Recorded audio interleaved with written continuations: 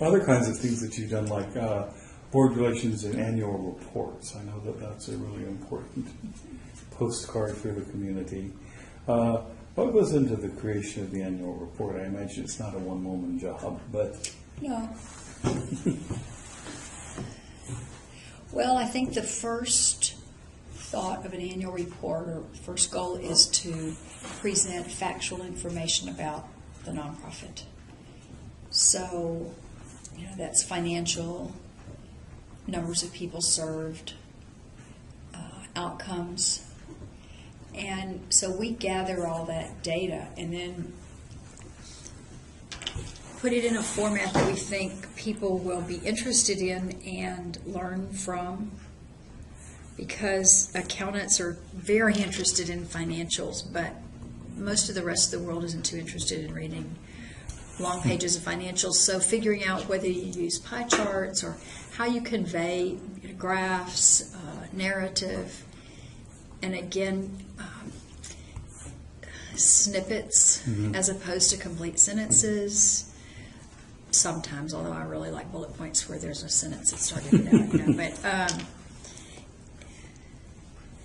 And also, we have such diversity in the generations who we relate to that what someone who's 80 may like in an annual report is not what someone who's 25 may be interested in.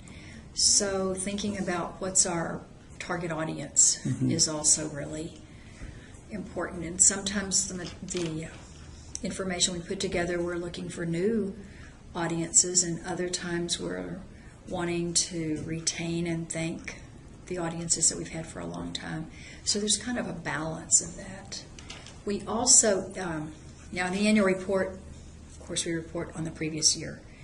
And so a thank you, acknowledging the donors that have participated and the volunteers.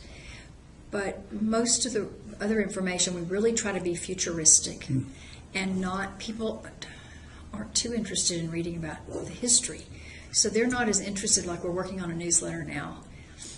And they're not really too interested in how Yuletide was. I mean, they hope it was good, but they're not interested in how many vendors we had or how many people came to lunch.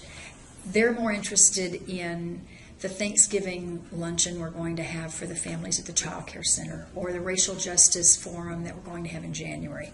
So being futuristic, when I say futuristic, but future-oriented in the information we convey is, we think, important. Yeah. Do you begin with like a format, like the previous year's format, or do you kind of build every time from scratch? Or we usually begin, if we like the format, we begin with it and then tweak it a little bit. But sometimes we think, oh, this is really just dated, it's old. Another